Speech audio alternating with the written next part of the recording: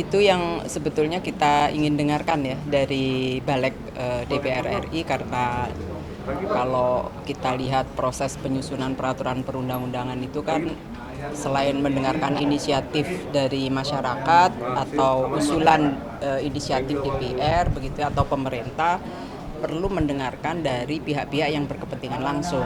Nah, dalam konteks pemberitaan melalui saluran digital sekarang ini, jurnalistik itu kan kewenangan penegakan hukumnya itu kan ada di Dewan Pers ya. Setidaknya diajaklah ngobrol teman-teman dari ikatan jurnalis, ikatan perusahaan pers, termasuk televisi, radio, ya kan, diajaklah ngobrol apa yang perlu diintegrasikan dalam perubahan undang-undang penyiaran ini. Karena kan bagaimanapun nanti akan memiliki dampak langsung ya terhadap apa yang sekarang ini sudah dilakukan gitu. Nah, sebuah undang-undang itu kan disusun bukan hanya untuk memperbaiki, tapi juga bagaimana keberlangsungan hukum itu untuk yang akan datang. Nah, kalau kita perhatikan rezim dari geonologi dari pers itu kan magistraturnya kan influence, mempengaruhi. Jadi dia ada di ranah etik gitu. Jadi tidak ada main kalau keliru itu lalu dibredel, itu nggak ada. Itu dulu zaman Orde Baru. Nah, sekarang ini Orde Reformasi meletakkan kebutuhan akan informasi itu adalah hak asasi warga masyarakat untuk dipenuhi, dan itu diwakili kepentingannya oleh pers. Karena kan masyarakat kadang-kadang kan nggak tahu ada masalah gitu ya. Cuman yang diinginkan aja diklik, tapi belum tentu itu yang dibutuhkan. Dan pers itu mampu melakukan investigasi informasi-informasi yang seharusnya menjadi pengetahuan publik, memberdayakan intelektual publik, membangun pengetahuan, melakukan kontrol sosial kan gitu. Meskipun fungsi-fungsi pers ini juga ada loh, fungsi hiburan, fungsi iklan dan lain-lain. Nah, kalau rezimnya adalah magistratur influence pada ranah etik, lalu diubah menjadi ranah magistratur of sanction, itu keliru sekali. Masa nanti kalau nggak cocok ini beritanya, lalu wah karena nggak cocok, ya udah disensor, dibredel, kan nggak begitu selama ini. Di Undang-Undang 40 itu clear, ada hak jawab, ada hak koreksi. Bahkan teman-teman para pihak ya yang dipublikasikan, diberitakan, siapapun lah ya, apakah swasta, pemerintah, penegak hukum, atau pihak-pihak siapapun lah ya, yang diberitakan dan merasa dalam pemberitaan itu tidak sesuai, tidak cover both side, tidak ada keberimbangan, tidak akurat dan lain-lain, mereka bisa langsung meminta hak jawab kepada medianya kan, begitu kan selama ini yang berlaku. Nah, kalau medianya ternyata tidak mau memberikan hak jawab, barulah mereka lapor ke Dewan Pers. Sebegitunya sebetulnya. Kenapa? Karena hak warga masyarakat untuk tahu, untuk berbicara, itu hak konstitusional, hak asasi. Dan itu yang membedakan pengakuan ini yang membedakan di Undang-Undang 40 sebagai pengakuan hak asasi manusia. Itu hak mendasar yang tidak bisa digantikan. Masa orang bicara nggak boleh? Nggak bisa. Nah itu yang paling ini ya. Jangan semua dijadikan magistratur of sanction. Itu dua hal yang berbeda. Nah, saya kira ini yang paling mendasar kenapa perlu melibatkan Dewan Pers, konstituen Dewan Pers, dan bahkan user ya. Perlu didengar masyarakat itu.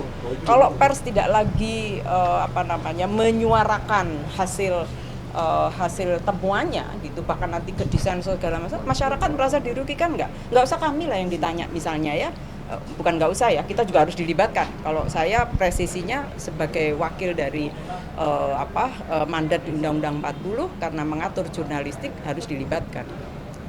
Tapi juga perlu melibatkan seperti Komnas HAM misalnya ya, coba ditanya teman-teman Komnas HAM atau teman-teman Komnas Perempuan, Komnas Perlindungan Anak Indonesia, Kompolnas, Komisi Kejaksaan, masyarakat ya, teman-teman NGO gitu, ditanya itu.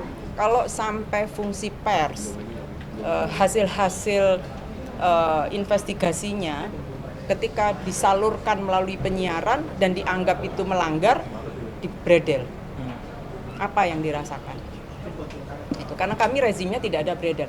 Bahkan Dewan Pers itu membuat aturan kan di kode etik jurnalistik, tidak ada berita yang boleh dicabut, di take down itu nggak boleh.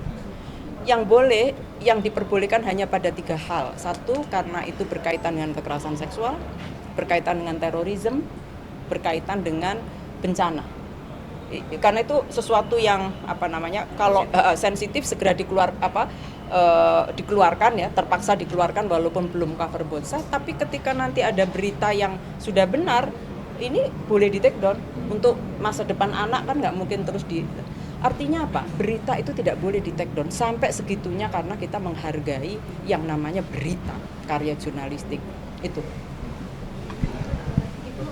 Di dalam RUU ini kan juga disebutkan ada istilah platform penyiaran digital yang itu nampaknya juga mengatur tentang media baru.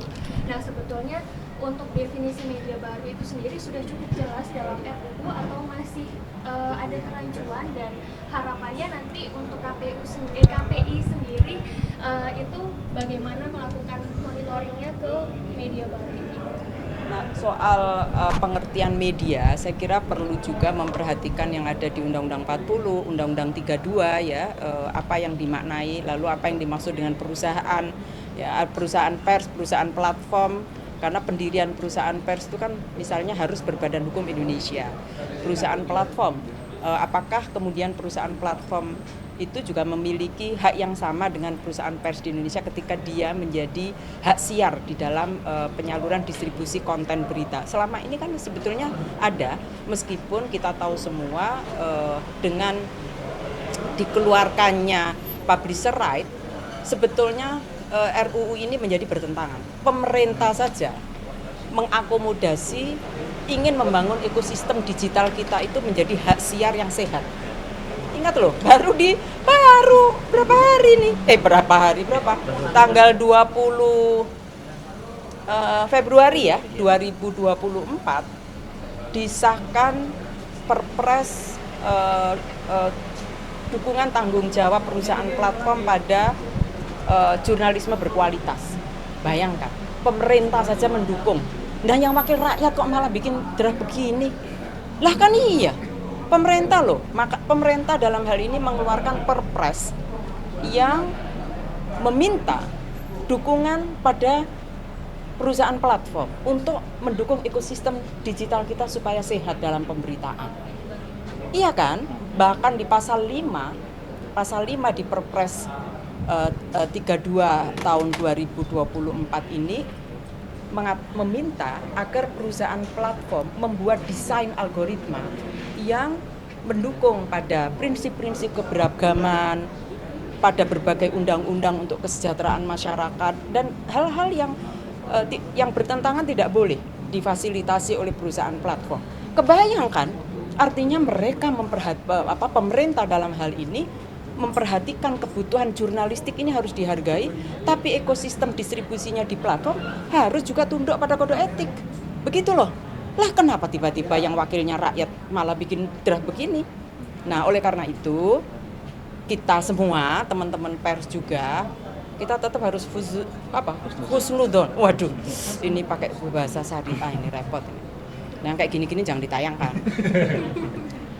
Kita tetap punya prasangka baik ya. Mudah-mudahan dengan respon yang disampaikan ini, kemudian tim Balik DPR RI, Komisi 1 DPR RI yang saya membaca sekilas tadi, Mbak Nurul misalnya, kami belum draft ini belum dibahas dan lain-lain, itu menjadi wake up call.